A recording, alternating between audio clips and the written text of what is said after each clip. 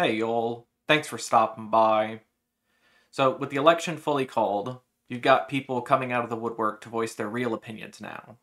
I've heard it called a mask off moment when people finally stop hiding behind their rhetoric and behind their wishy-washy words and they really say what they're feeling and what's on their mind. And with the people it's being applied to right now, I think it's kind of silly. It's almost like the scene at the start of The Dark Knight where Joker takes off his clown mask and he's got the clown paint on underneath. It's just, you can't hide it when it's the sort of people who are openly heinous. Starting with Steve Bannon, Donald Trump's former chief strategist in his White House.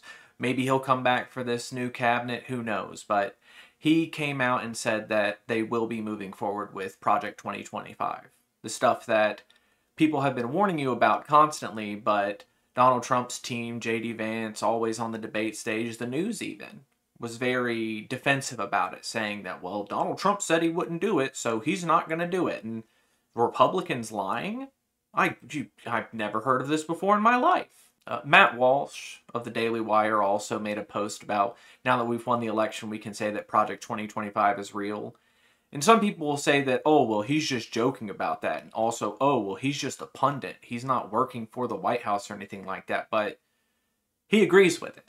You know, it is what he wants. It's what he's after. And with the way the Republican campaign catered so heavily to podcasters and to the alternate media, I wouldn't be surprised if they don't have any sort of insider knowledge about what will go on in the first months of the Trump campaign. Now, these are more clean and on the surface things, the sort of like reveal gotcha that we all were coming to expect, but the real gross opinions coming out are from this Groyper crowd. Nicholas Fuentes on his stream making his little rant about women and it's your body but my choice, and you've got all of his fans coming out and telling women that they're going to be sexually assaulted, saying they're on lists to be taken to compounds and to be, dealt out among Trump loyalists. And again, these people are hiding behind, oh, we're just joking, oh, this is just comedy, it's humor. But this is the sort of violent rhetoric that women face all the time.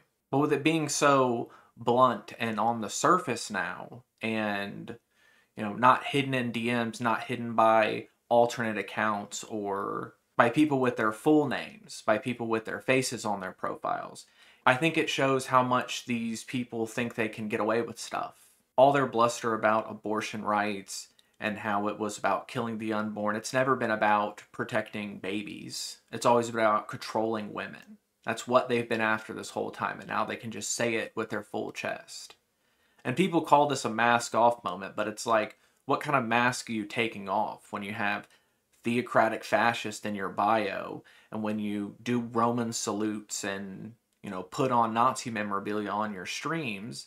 It's like you're taking off a Hitler mask and it's just another Hitler underneath it. I do think it's kind of silly to call these people out for their mask off moments like this, because what difference does it make?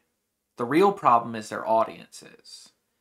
I've heard from several people that are in the education field that their students, young teenagers and elementary school students, these young boys were saying to these girls in their class, your body, my choice. And it's incredibly disturbing to me that this sort of content is being targeted towards children, that this is making it to their feeds. The people having the mask off moments aren't the talking heads, aren't the pundits. It's your neighbors. It's your children.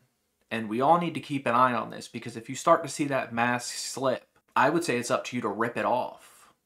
You need to call this out with the people in your life. We have to correct this on our own. We have to fix each other, because the people in your life are being poisoned by ideologues online.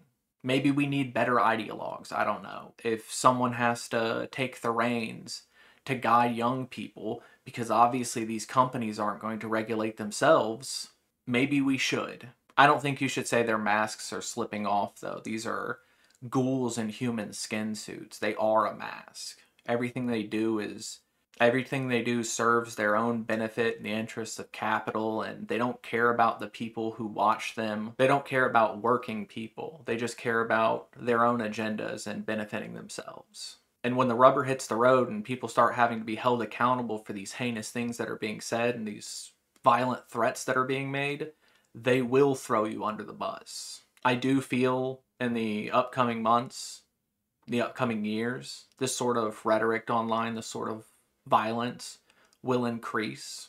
Whether any of them actually take it to a physical place is, I think that's the real problem, because you never really know who's on the other side of the screen. I would tell you to keep yourself safe, stay protected.